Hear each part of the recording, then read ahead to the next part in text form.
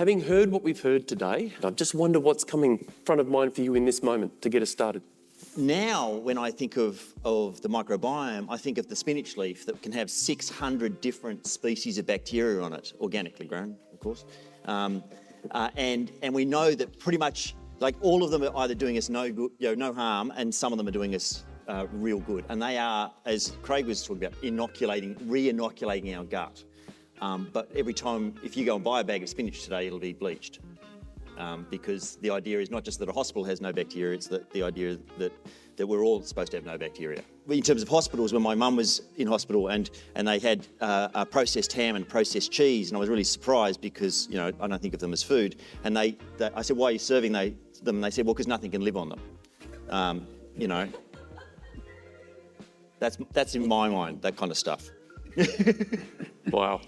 Craig used that word there, communities, a few times, talking about microbial community, and I think that's maybe a very important link to our wider communities as we also open the conference here today about the role of farmer-led events and community events coming together.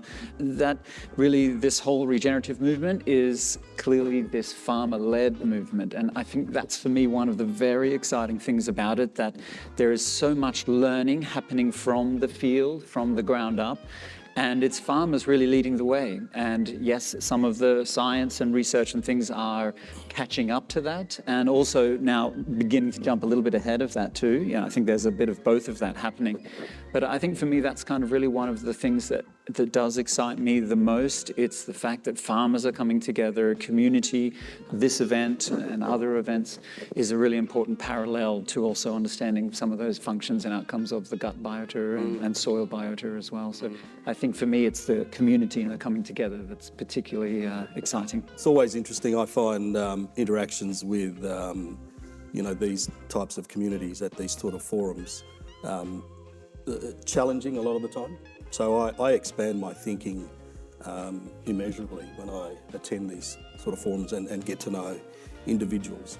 The truth is that when these people sailed up the river here, and the first contact was around the corner on the river at a place called Gumup, the Aboriginal people, the Noongar people, the Whadjuk Noongar, the Moro Whadjuk Noongar, were possibly the healthiest people on the planet at that moment in time.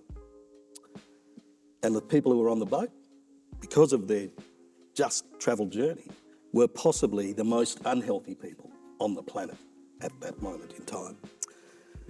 So my sense is, with all the science that Craig, and Dan and other wonderful speakers and knowledge holders speak about, I think the blackfellas and the Indigenous peoples globally had something.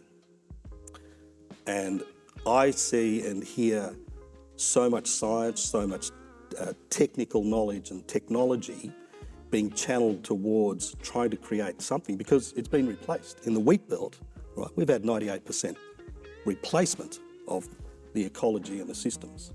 So everything's been changed to a European mindset, but the land's still the same. You can't change the land.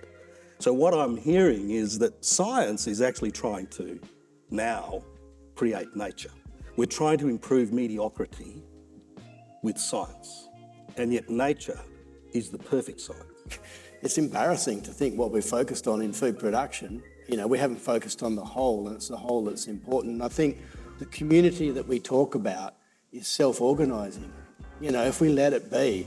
So it's about actually creating the right environment for diversity, and all the energy that is captured from natural processes from the sun and stored in the soil, with the interface with the microbiome and then the diversity that grows from that is just completely missing. It's gone. Like, the energy has been sucked from the 98% of the wheat belt.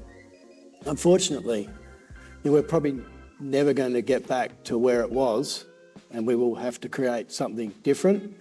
So just imagine if we can start getting that living soil starting, and then the living biodiversity below and above ground, and restoring all those energy cycles, and rebuilding them and capturing the bit of energy that is left in the landscape with First Nations knowledge. The potential is exponential. It is only exponential if we all move together as one. Some of the questions that we face kind of need to be asked to society as a whole, and I think some of the key challenges are mental and social. They're not sort of like technological so much, and I've sort of, on the social media you see some pretty big names that are trying to, go to Mars, and there's two options here. We can consider Earth a womb or Earth a home. It kind of blew my mind a bit. Like, no, it's a home, and I think some of our challenges are more mental and social rather than technological. It's about the mindset and the worldview, I think.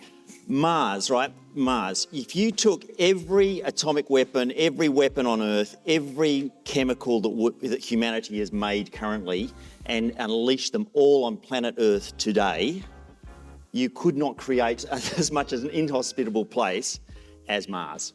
It looks that way. The soil and plants which have co-evolved for 420 million years, or whatever we heard earlier today, there is no chance that we can recreate that system somewhere else. We are not that fucking clever. Or to flip that, to the fact we're in this new context, same land, new context, different state of the land. You're on your land. How are you finding it being different now? So first of all, we're only in Beverley. We're not in Merredin or, as the Haggertys are in Yes. Mollaran or Wildcatchep. And so therefore the work that they're doing is fantastic.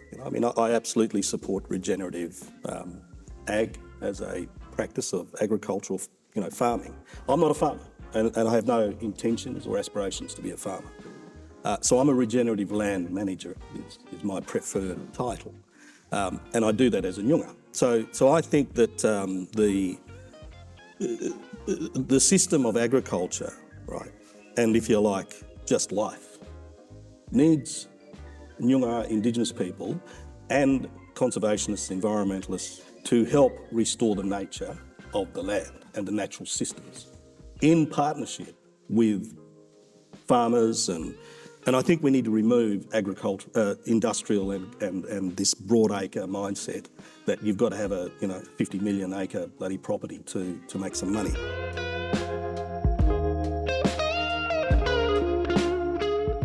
So I think my question, it's about soil organic matter and soil organic carbon and how microbial activity actually feeds off soil organic matter and lives in those environments. And the cycling is really hard to manage and measure and actually build soil organic carbon over time, which is it's still pending whether we can actually do that in the wheat belt. To have active soils, you're going to have turnover, and you're not going to have dead soil organic matter that just is building up a thing so we can tick off that we're doing the right thing.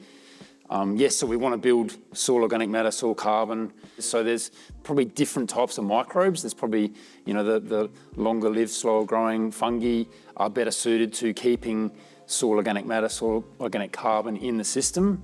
Our food systems aren't really utilising what our diversity in plants can do in feeding the soil with the carbon compounds, the basic carbon compounds that are then mediated through the soil microbiome to produce these complex carbon chains, I suppose, and all these things that we've seen, today with fancy names. But at the end of the day, by actually overthinking we know what the plant needs and giving it stuff that they just take up in a water solution, doesn't encourage what plants inherently do, which is pump carbon into the soil. And the more diverse those plants are, then the more diverse that carbon is. But we think we've got to come and put all the nutrients and all the carbon in externally to build new soil. We don't.